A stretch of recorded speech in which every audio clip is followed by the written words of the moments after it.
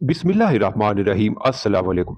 करोड़पति मुजरिम को फांसी की सजा सुना दी गई और उसका सजा पर अमल दरामद के लिए उसे शहर से दूर दराज एक गुमनाम जजीरे की जेल में कैद कर दिया गया ताकि वो अपनी दौलत या असर व रसूख को इस्तेमाल करते हुए फैसले पर असरअंदाज ना हो सके।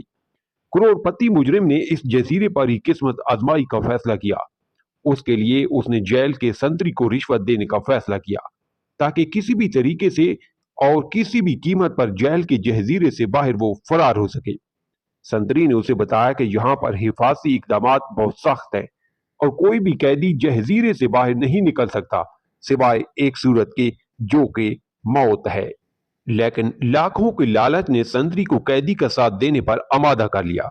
उसके लिए संतरी ने एक अजीबो गरीब तरीका निकाला और उस करोड़पति मुजरिम को बता दिया, सुनो, जेल के जजीरे से सिर्फ एक चीज जो बगैर किसी हिफाजती इंतजामात और तफ्तीश के बाहर आती है, वो है मुर्दों का ताबूत।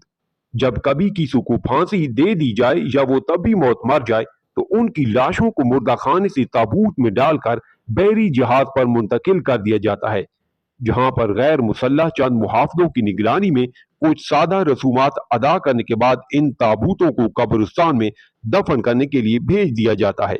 वो मुहाफिज इन ताबूतों को बहरी जहाज से खुश्की पर मुंतकिल करने और फिर दफनाने के बाद वापस लौट आते हैं। इस कार्रवाई पर रोजाना सुबह 10 बजे इस सूरत में अमल दरामद किया जाता है कि वहां मुर्दा खाने में मुर्दा और ताबूत मौजूद हों। आपके फरार का वाहिद हल ये है कि इख्तितामी लम्हात से पहले आप किसी तरह किसी एक ताबूत में पहले से मुर्दा शख्स के साथ लेट जाएं।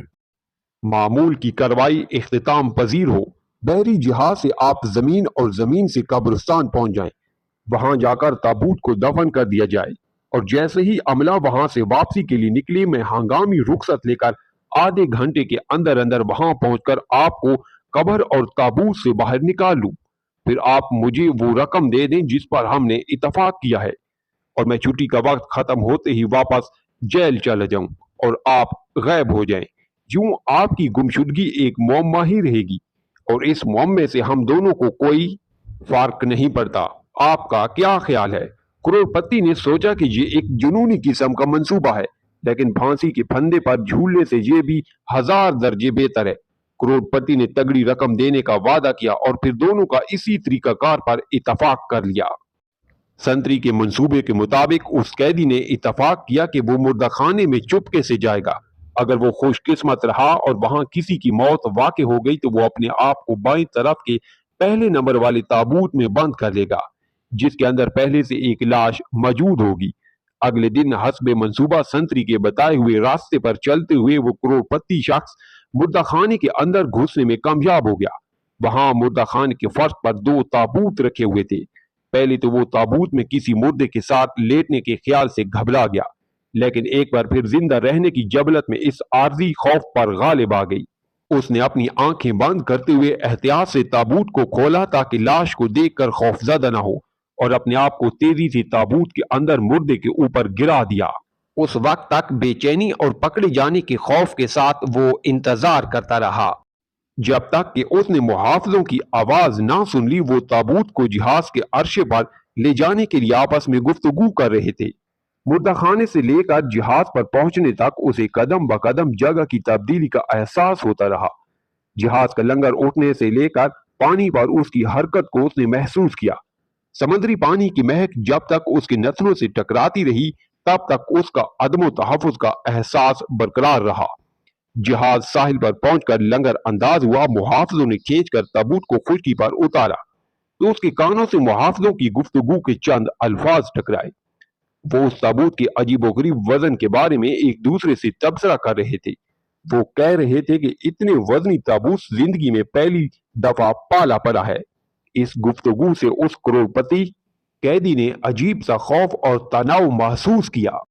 वो डर गया था कहीं ये मुहाफिज इस ताबूत को खोलकर देख ही ना लें कि अंदर क्या है।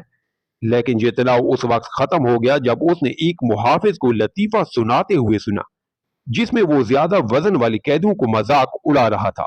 मुर्दा खाने से लेकर कब्रिस्तान पहुंचने तक शायद ये पहला लम्हा था जब उसने थोड़ी सी राहत महसूस की। अब उसे महसूस हो रहा था ताबूत को गड़े में उतारा जा रहा है। चंद लम्हों बाद उसे ताबूत के ऊपर हिस्से पर मिट्टी के बिखरने की आवाज साफ सुनाई दे रही थी और मुहावजों के बोलने की आवाज आहिस्ता आहिस्ता कम होते ही खत्म हो गई थी। और अब उस अंधेरी कब्र में वो अजीब सूरत हाल से दो चार था। इंसानी लाश के साथ 3 मीटर की गहराई में वो जिंदा दफन था और हर गुजरते लम्हे के साथ उसके लिए सांस लेना 2 बार होता जा रहा था। उसने सोचा ये बात दुरुस्त है कि वो इस संतरी पर भरोसा नहीं करता था, लेकिन वो ये भी जानता है कि दौलत से मोहब्बत सबसे बड़ी ताकत होती है और वो संतरी वादे के मुताबिक लाखों की रकम लेने के लिए दौलत से अपनी मोहब्बत की बदौलत जरूर आएगा। इंतजार तवील होता जा रहा था। जिस्म पर पसीना बहने का एहसास यूं हो रहा था जैसे हजारों चींटियां धीरे धीरे रेंग रही हों। सांस धूकने की मां तेज तेज चलने लगी थी और हबस से दम घुट रहा था। खुद को मुतमईन करते हुए वो कहने लगा, बस मजीद 10 मिनट की बात है, इसके बाद सब कुछ ठीक हो जाएगा और वो दोबारा आजाद फिजाओं में सांस लेगा और एक बार फिर वो रोशनी देखेगा। सांस लेने में दिक्कत के बाद वो मुसलसल खांसने लगा था और मजीद 10 मिनट गुजर गए।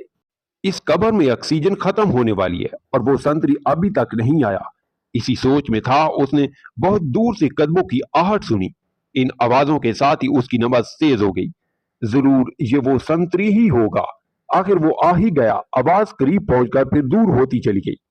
उसने महसूस किया उसे हिस्ट्रिया का दौरा पड़ रहा है। उसे ऐसे महसूस होने लगा जैसे लाश हरकत कर रही हो। साथ ही उसने तस्वुर में देखा कि उसके नीचे दबा हुआ मुर्दा आदमी उसकी हालत पर तंजिया अंदाज में मुस्कुरा रहा है।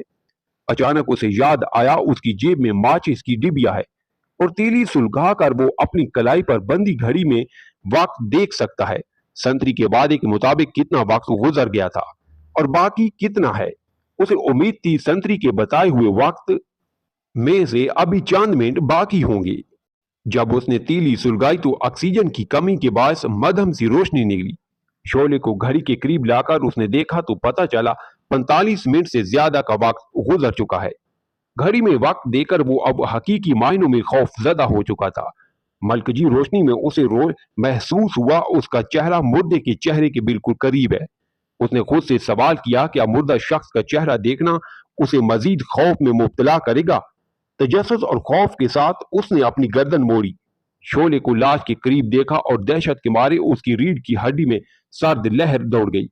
मरने से पहले उसने देखा ये तो उस शख्स का चेहरा है जिसे जिंदा देखने की उम्मीद में वो जहां जिंदा दफन था, वो इसी संतरी की लाश थी। स्टोरी पसंद आई है तो लाइक और कमेंट करें। चैनल पर नहीं है तो सब्सक्राइब जरूर करें।